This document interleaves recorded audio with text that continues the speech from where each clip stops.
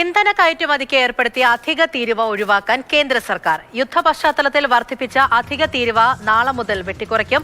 പെട്രോളിന്റെ തീരുവ ലിറ്ററിന് 3 രൂപയിൽ നിന്ന് 1 രൂപ 50 പൈസയായി കുറയും. ഡീസൽ തീരുവ ലിറ്ററിന് 16 രൂപയിൽ നിന്ന് 13 രൂപ 5 പൈസയായി കുറയുന്നതായിരിക്കും. വിഷ്ണു പ്രസാദ് വിവരങ്ങളുമായി ചേരുന്നുണ്ട്. Vishnu, good morning. അപ്പോൾ എങ്ങനെയാണ് ഈ മാറ്റങ്ങൾ എപ്പോൾ മുതൽ പ്രാബല്യത്തിലാകും?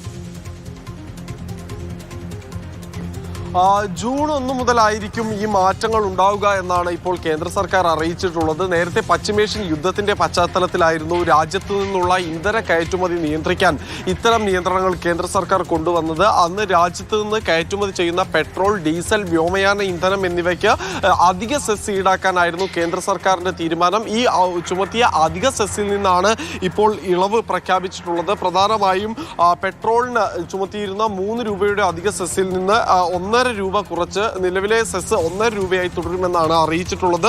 ഡീസലിന് 16 രൂപ ചുമത്തിയിരുന്ന അധിക സെസ് 13.5 രൂപയായി തുടരും. വ്യോമയാന ഇന്ധനത്തിന് 16 രൂപയുണ്ടായിരുന്ന ഇന്ധന സെസ് അത് 9 രൂപയായി തന്നെ തുടരുകയും ചെയ്യും. നിലവിൽ ഇത്തരം ഒരു മാറ്റം എന്ന് പറയുന്നത് അന്താരാഷ്ട്ര വിപണിയിലെ ഈ പെട്രോളിയം ഉൽപ്പന്നങ്ങളുടെ വില അത് ഇപ്പോൾ നൽകിക്കൊണ്ടിരിക്കുന്ന ഇന്ത്യയിലെ നിരക്കിന് തത്തുല്യമായ ഒരു സാഹചര്യത്തിലാണ്. അതായത് സംഭവിച്ചത്, നേരത്തെ അന്താരാഷ്ട്ര വിപണിയിൽ പെട്രോളിയം ഉൽപ്പന്നങ്ങൾ വിറ്റിരുന്നത് ഇന്ത്യൻ വിപണിയേക്കാൾ കുറഞ്ഞ നിരക്കിലായിരുന്നു.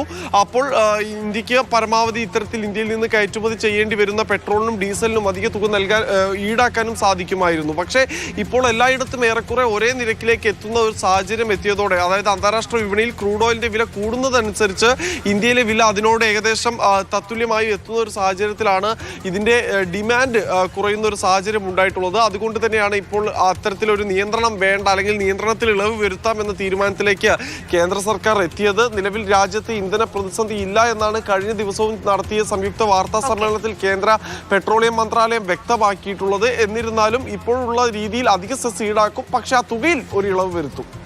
ശരി, വിഷ്ണു പ്രസാദാണ് വിവരങ്ങൾ നൽകിയത്.